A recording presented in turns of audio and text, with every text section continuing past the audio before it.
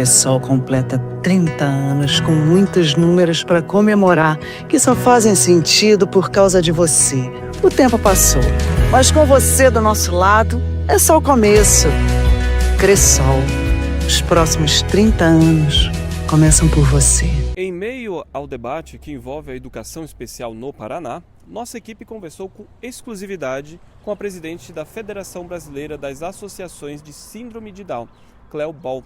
Ela explica os motivos que levaram a entidade, junto com a Federação Paranaense, a ingressar no Supremo Tribunal Federal com a ação direta de inconstitucionalidade. Acompanhe. O que é exatamente que a federação está buscando? Porque muitas das vezes alguns dizem, vai acabar, não, vai tirar. Vamos tentar nivelar as informações sobre o que é exatamente essa ação que a federação encontrou e viu que precisa ser de fato regular, de acordo com nossa Constituição. Exatamente. Então, a Federação Brasileira das Associações de Síndrome de Down, da qual tenho orgulho de representar, ela tem 31 anos de existência, fez 31 anos agora no mês de agosto. E eu esqueci, de saudar aí todos os ouvintes, todas as pessoas que vai chegar essa informação. Eu estou falando de Brasília, eu sou gaúcha, passei pelo Paraná, hoje resido aqui, tenho uma filha com síndrome de Down, é o motivo de eu estar na presidência da federação. Quando Giovana nasceu, as pessoas com síndrome de Down, 50% têm defeitos no coração, maior ou menor, e a nossa filha tinha o defeito total, ela precisou fazer cirurgia aos 6 meses. Então, os primeiros anos de vida não é fácil de você militar no movimento, de você entender a deficiência, de buscar os direitos, porque aonde eu nasci, me criei, as pessoas com deficiência, com síndrome de Down, não iam à escola, e com síndrome de Down você nem via, porque elas arroxeavam e morriam. E aí nós avançamos na questão de saúde. O primeiro papel da federação, os profissionais que se juntaram com as famílias para criar a federação, há 31 anos atrás, buscavam saúde e educação. Educação na escola regular, na escola comum, essa foi a grande pauta desde o nascimento da federação, porque nós temos associações que são mais antigas que a federação. Para existir uma federação, tinha que ter associações. Eu tenho associação que tem 40 anos, 42 anos, de Campinas, de Goiás, são mais antigas que a federação. Aí já quando se formou, foi buscar a inclusão escolar, para que eles pudessem estudar e ter uma melhor condição para o mercado de trabalho, que já são anos que se discute no país, e nós temos o arcabouço jurídico da LDB, da Convenção pelos Direitos da Pessoa com Deficiência, que o Brasil é signatário e que tem status constitucional, então nós assinamos uma convenção internacional, e depois veio a LBI, a Lei Brasileira de Inclusão, que quando o Brasil assinou a convenção, ela estava em muitos debates no Congresso Nacional, porque a LBI ficou mais de 15 anos sendo arquivada, desarquivada, e que agora nós temos ela de 2015, sancionada em 2016, a LBI fez 10 anos nesse ano. Todas essas legislações garantem a inclusão de fato em todas as áreas da sociedade, para as pessoas com e sem deficiência, quer dizer, o nosso arcabouço é para que as pessoas com deficiência possam estar. Com isso, a gente construiu a política de educação inclusiva em 2008, que era para ser revista em 2018, porque quando ela foi construída era para 10 anos, e os estados e municípios foram tentando se adequar, e passamos da integração, que as pessoas ficavam dentro da escola, mas em espaços separados, para dentro da sala de aula com as demais pessoas, quando se construiu a política. As pesquisas demonstram a comprovação, a nossa referência é o LEPED, na Unicamp, o laboratório, que pesquisou e comprovou que todas as pessoas podem estar nas classes regulares comuns. Não importa qual a sua deficiência. Assim diz no arcabouço jurídico, de quem tem que se adequar é o meio onde ela vai estar. Nesse caso, a escola, e não a pessoa com deficiência. O que acontece? A federação, nesse bojo, já não é a primeira vez que nós precisamos buscar o Supremo Tribunal Federal. Nós tivemos uma ação que tramitou no STF, que as escolas particulares queriam cobrar taxa extra das famílias. Ao invés de 12 mensalidades, tinha escola que cobrava 14, que cobrava 15, e a gente conseguiu avançar nesse sentido, o que é cumprindo o nosso papel estatutário, por isso que eu estou na presidência no segundo mandato, de buscar os direitos das pessoas com deficiência, da minha filha e de todos os demais. A federação está nas 5 regiões brasileiras, nós temos hoje 55 filiadas, estamos representados em 23 estados da federação. Então, eu estou apenas cumprindo o papel de buscar os direitos. Primeiro teve essa ação, tivemos ação no Supremo Tribunal Federal, que o governo anterior trouxe um decreto que previa a volta das escolas especializadas, dando opção para a família de estar na regular ou estar na especializada. A gente buscou, junto com o partido político, a federação foi amicus curiae na época, né, amigo da corte, e a gente conseguiu que essa matéria fosse enterrada, né. Nós tivemos o parecer do ministro Toffoli, que foi relator à época, que foi a favor, né, de o arquivamento desse decreto, e depois o governo Lula realmente deu um fim nessa matéria. E aí a gente retomou a questão da discussão, a gente vê o crescimento do percentual de alunos em sala de aula regular no Brasil inteiro. Hoje os dados apontam do censo escolar que nós temos 92% das pessoas com deficiência nas classes regulares, e o estado do Paraná está na contramão de tudo isso. No estado se apresenta que mais de 40% das pessoas estão separadas. Nós usamos um termo que as pessoas dizem às vezes que nós estamos exagerando, que a gente fala que é a segregação, mas para nós não existe nenhuma palavra que diga quando você separa as pessoas que você não está segregando, tirando um direito que todos eles têm. E uma coisa que é interessante que você falou, né? Primeiro de tudo é um direito que todos temos, né? Seja pessoa com deficiência ou não, temos que ter acesso regular à educação, é garantido pela Constituição. E uma coisa que se ouviu muito é com relação aos investimentos. Isso não é só local aqui no Paraná, mas a paz eles receberam do Estado e também de municípios investimentos altos para se manter de acordo com essas duas leis, né, que foi criada aqui. Se for aceito e caiu no colo de novo do ministro Dias Toffoli, ele é o relator atualmente. Ele é o relator atualmente. Se cair tudo isso, né, tudo bem que a federação ela é uma outra unidade. As APAES do Paraná continuarão sobrevivendo. Ou não continuarão sobrevivendo? Então, nós defendemos, nós temos várias pautas que a gente constrói junto com as APAES, nós estamos em vários conselhos de direitos junto com as APAES. Nós tivemos, por exemplo, a campanha da vacina, a gente fez junto com a APAE, nós estamos no Supremo Tribunal Federal à época para garantir para todas as pessoas com deficiência, não só a nossa. Alguns dizem, vocês só mexem com síndrome de Down. Não. Nós temos no nosso público hoje, com diagnóstico, se fala de 20 a 30% das pessoas com síndrome de Down, elas têm síndrome de Down e autismo associado. A nossa filha, inclusive, está em investigação. É o neurodiverso que nós temos que trabalhar, é na intelectual, a deficiência intelectual. Mas no Conselho de Direitos nós representamos todas as pessoas com deficiência na saúde, na educação, que a gente gostaria que todos tivessem os mesmos direitos e que a pauta não fosse trabalhada para autismo, uma melhoria na escola, uma melhoria na saúde. Nós lutamos por todos. Então, com as APAES, a gente tem vários trabalhos em conjunto. E nós temos vários estados, que os números estão aí, que foi praticamente zerado essa separação da pessoa frequentar a APAE. Eu até nem gostaria de estar repetindo a palavra APAE, falar o espaço especializado, a escola especializada, porque existem instituições especializadas. Aqui em Brasília, inclusive, tem algumas que ainda recebem recursos para fazer centro de convivência, para fazer contraturno, e nós não somos contra que a APAE receba recursos. A APAE tem mais história que nós, tem mais anos de existência, e nós queremos que com o know-how delas, elas nos ajudem a fazer inclusão. Não somos contra que eles recebam recursos públicos, inclusive da educação, para contraturno. Eles têm know-how, eles podem fazer isso. Agora, para a escola, é na escola. É isso que prevê a Constituição. E é assim que caminha o mundo. É nas empresas, é na gestão pública. Quer dizer, o que é que acontece? Que só o Estado do Paraná mantém esse estado de coisas. E ainda as pessoas falam com orgulho de estarem separando as pessoas.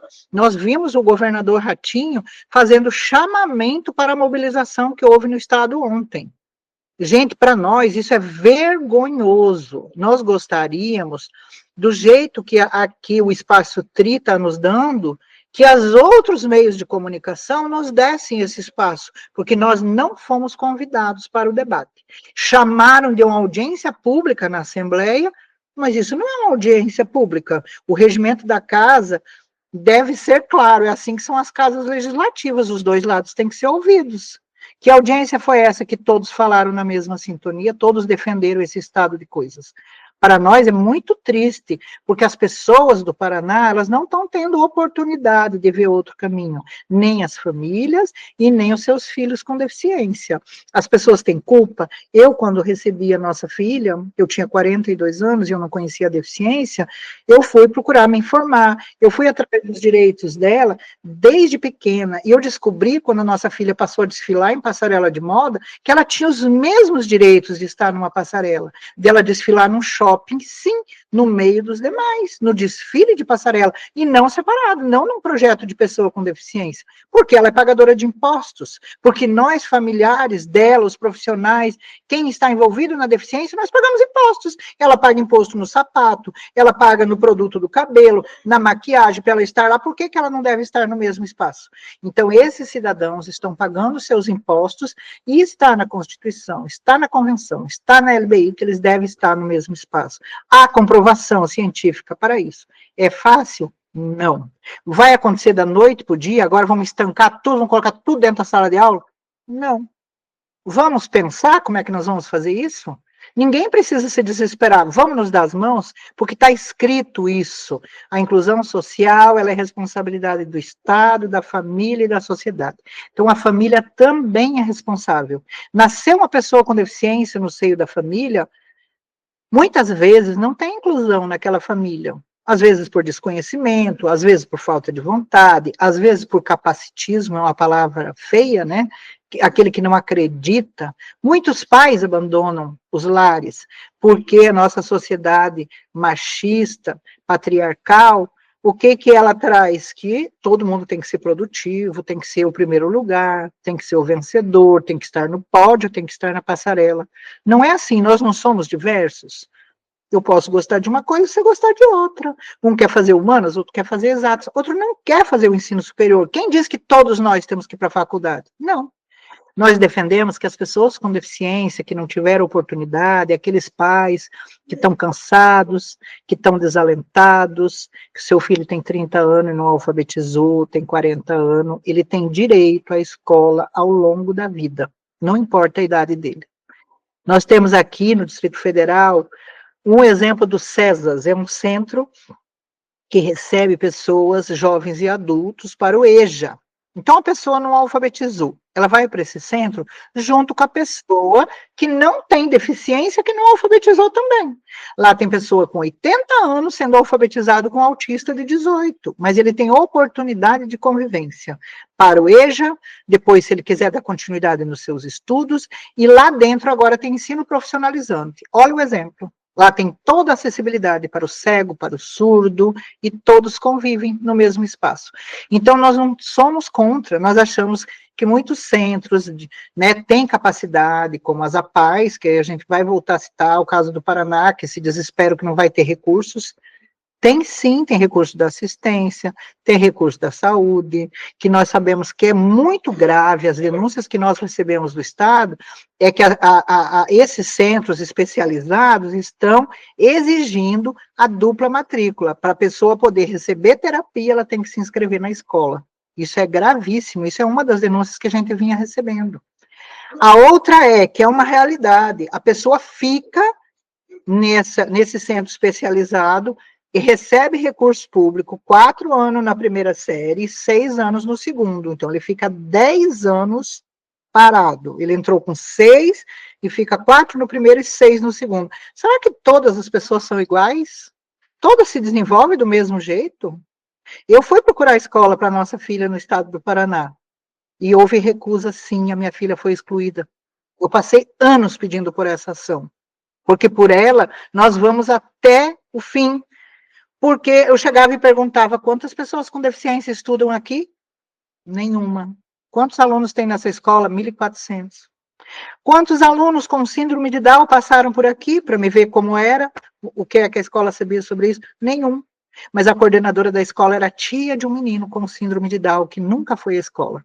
Então, às vezes, nós ouvimos das famílias, dos agentes públicos, de quem defende esse estado de coisas, que lá estão as pessoas traqueostomizadas, mais comprometidas, nós achamos horrível esse termo, a pessoa que é autista severo, que não se usa mais esse termo, nível de suporte 3, não se usa mais nível de suporte 3, é horrível, a autoridade falando sobre isso. Gente, nós podemos ser diferentes, cada um de nós, e devemos ter oportunidade. Não é verdade. Eu tenho uma irmã que reside em São José dos Pinhais, todas as pessoas que nascem com deficiência vão para o centro especializado, porque lá é mais fácil, porque lá está os recursos públicos, inclusive seção de profissionais da área de educação, é um estado gritante, contrário à legislação, além de recursos públicos que são canalizados para isso, ainda há seção de profissionais. Então, o que a federação fez? Ela foi procurar reparar esse estado de coisas, e nós entendemos que a gente está tentando tirar essas pessoas da escuridão.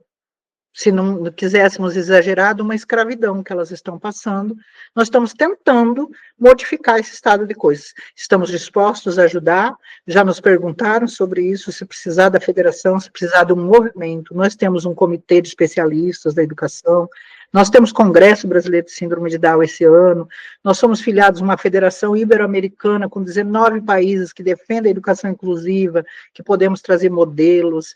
Nós temos modelos em outros estados, como o Espírito Santo, Santa Catarina, que zerou o número de pessoas nos centros especializados, e todos estão nas escolas regulares. Aí fala, mas eles estão bem, alguns deixaram de ir. Vai ter isso também, como tem na outra população. Vamos continuar vendo como é que corrige isso? Houve um acordo com as APAES, e elas fazem contraturno. Busquem Santa Catarina, que é vizinho do Paraná, busquem como é que foi feito. E o que a APAE faz? Nos ajuda no contraturno no mercado de trabalho, ensino profissionalizante, ajuda em outras, a aprendizagem profissional para o adolescente, e está tudo bem, vamos incluir, vamos conviver, porque hoje a deficiência caiu no meu colo, amanhã pode ser na sua. Amanhã o diagnóstico do autismo vai chegar na sua casa, vai ser o seu filho, vai ser o seu sobrinho, vai ser a sua tia que vai pôr a cadeira de rodas, vai ser alguém que vai ter Alzheimer. E como é que vai ser isso, se você não conhece, como eu não conhecia? Então, é muito melhor você conhecer e saber como lidar, porque nós somos um percentual muito importante no Brasil, os dados, infelizmente, né, não confere, está horrível essa coisa de censo. Em 2010 a gente era um número, daí parece que a gente veio diminuindo, conforme ao recorte das pesquisas, e conforme a pesquisa por amostra está sendo feita, infelizmente, né, nós não somos ninguém, nem na hora do perfil demográfico do país, que não se sabe quantos nós somos, como é que vai fazer política pública.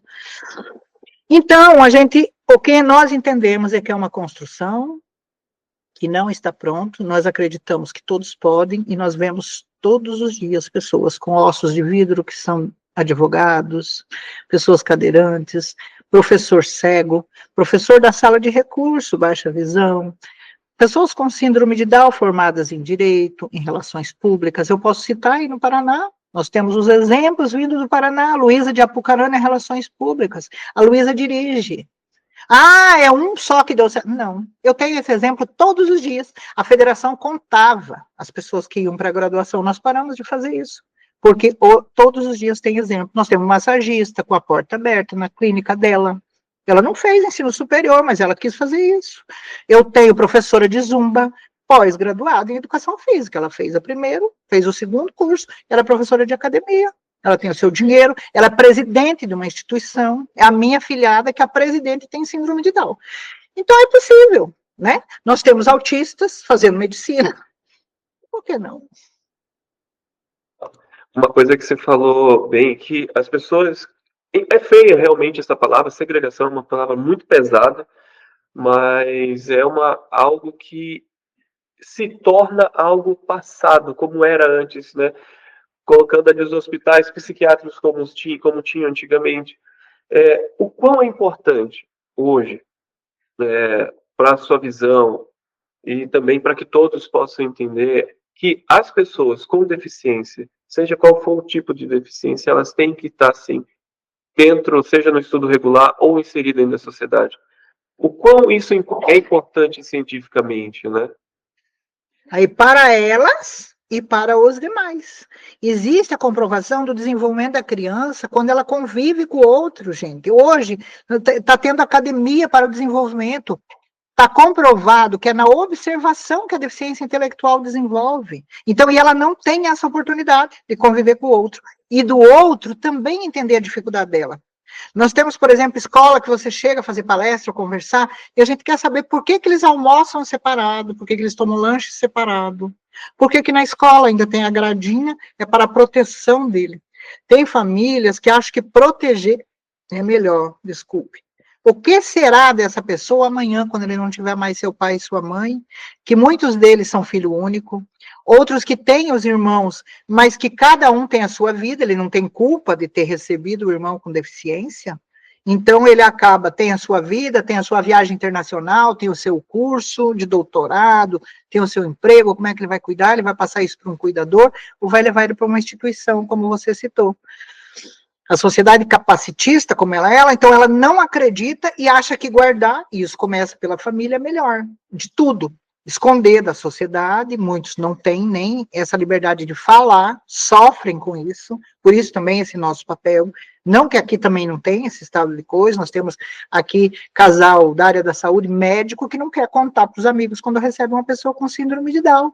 Por quê? Porque a sociedade é capacitista que já traz na testa dele que é um problema para a vida dele, nasceu deficiente, que palavra horrível, né?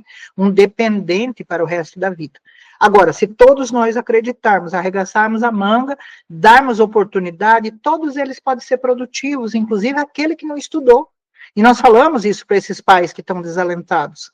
Se ele quiser ir para o EJA, se ele não quiser alfabetizar, ele pode ir para uma profissão também. Não significa que ele não possa agora fazer mais nada na vida, porque hoje a legislação prevê que ele tem todos os direitos civis, de casar, de ter filhos, os nossos filhos. Eles não tinham direito a essa convivência, não tinham direito a formar família. Como é que ele vai formar família se ele não tem renda, que hoje está na legislação? Ele é um eterno dependente do BPC, nós falamos isso também, para os gestores públicos, que nós podíamos diminuir isso. Não é todo ano essa discussão, e está hoje na economia com relação à dependência do BPC, de que as pessoas possam trabalhar e ter o seu dinheiro e serem felizes, porque é totalmente diferente de você ver uma pessoa convivendo e podendo aprender com o outro e o outro aprender com ela.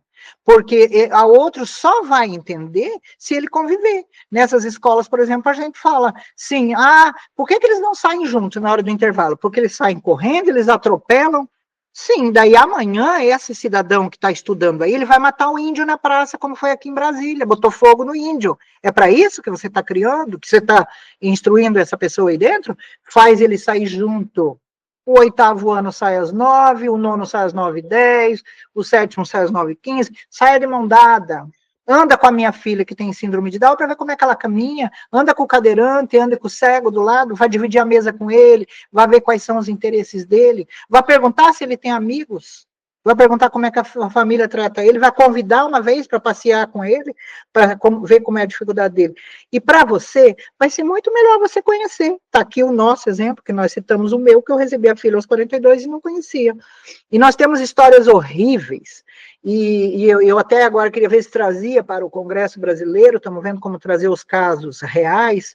Nós temos aqui, por exemplo, um caso que eu descobri, que era aqui do Goiás, vizinho nosso, Unai, uma cidade vizinha, uma cidade grande, que tinha uma pousada, uma hospedaria na cidade, e nasceu a moça com síndrome de Down, não é muitos anos, é 30, 40 anos, é ali, atrás do morro, eu falo. Sabe onde ela viveu? No porão da hospedaria, por 20 anos. Ela saiu no dia que o pai dela morreu, que era avô de uma advogada que conta essa história. O máximo que ela fazia era tirar a cabeça fora da porta quando os dias eram muito quentes. Se colocava uma bacia para ela se lavar e dava comida como se dá para um animal. Isso ontem, há 30, 40 anos, é a história da federação. Aí eu tenho um outro exemplo de São Paulo, de uma família, que eu tenho a pessoa conhecida, que era sobrinha dessa senhora. Era uma tia dela que tinha síndrome de Down, mais ou menos a idade dela. Não vou relacionar muito, até para não identificar que é uma pessoa de 90 anos hoje. Então, vamos pensar que há 100 anos atrás, nasceu uma pessoa com síndrome de Down. A família tinha 5 filhos. A mãe descobriu o método Montessori em Minas Gerais. Ela deixou para trás o marido e os 4 filhos e foi para Minas para que a filha alfabetizasse. E tem os registros da alfabetização, tem as fotos, tem o caderno, tem história da família, dos pais acolhendo, a foto do casal quando recebeu o filho, que é totalmente diferente de você já excluir quando ele nasce, ou de não aceitar, ou do pai ir embora. Ele vai se sentir acolhido e ele vai desenvolver. Agora, se você nem acolhe, não dá oportunidade, não vai levar ele para o estímulo, não vai levar ele para terapia, não vai dar oportunidade na escola, o que é isso? Vamos voltar agora para a época das cavernas, para o Jurássico, que citamos aí para as instituições, para Barbacena, porque as pessoas com deficiência eram eliminadas, a gente não pode esquecer isso. E aí nós estamos agora com tudo isso construído, que quem veio antes de nós foi muito mais difícil. Quem construiu, uma das pessoas que teve no início da federação, chama o Dr. Edson Colares. Ele vem de Bagé, do Rio Grande do Sul, a família mora aqui. Ele tem 86 e a mulher tem 84. A filha tem 62. A Liane Colares é nossa diretora da federação. Ela alfabetizou, ela tem livro editado, e ela fez até a 8ª série. Na época dela, não ia para o médio, porque nós primeiro fomos ao jardim de infância, fomos para o fundamental. Hoje nós vamos para o ensino superior. Então, Liane não teve a oportunidade, mas foi ele que criou a Secretaria de Educação Especial no MEC, que era o termo que usava. Ele diz que quando oferecia dinheiro para os municípios, é o que acontece no Paraná, as pessoas diziam, o prefeito falava, na minha cidade não tem deficiente para ir à escola, um termo horroroso, né? Como assim? Porque ninguém vai à escola. Então, ele não queria o recurso, quando se criou a secretaria. Agora, temos recursos públicos, temos que exigir do MEC também. Nós não temos aí, para que a inclusão aconteça, nós precisamos do atendimento educacional especializado, olha o nome. Ali vão ter professores especialistas que vão orientar a sala de aula, que vão orientar o corpo escolar, porque precisa estar preparado para a inclusão desde o porteiro, desde a merendeira. Tem que saber o que é inclusão. Não é eu chegar numa porta de uma escola e dizer, não, sua filha não precisa vir hoje porque é ensaio para a festa junina. Ah, é? E ela não vai participar? Dá licença que eu vou entrar. E ela vai dançar assim. Então, é assim que a família tem que tratar e é assim que você tem que se entender. De preferência que você dialogue, que você converse, a gente sempre fala isso, a gente orienta, né? Vamos debater, vamos juntar as forças. Tem muita gente interessada em fazer inclusão, não é verdade que as pessoas são preconceituosas, tem sim, mas não é um percentual tão alto. Os gestores públicos, as escolas, eles já sabem que existe a lei e tem que cumprir, não tem como. A maior parte da resistência ainda está com as famílias, nós precisamos levar informação. Agora, está pronto o pacote? Não, ainda é uma construção. Gente, é uma mudança de paradigma. Eles eram eliminados, não podemos esquecer isso.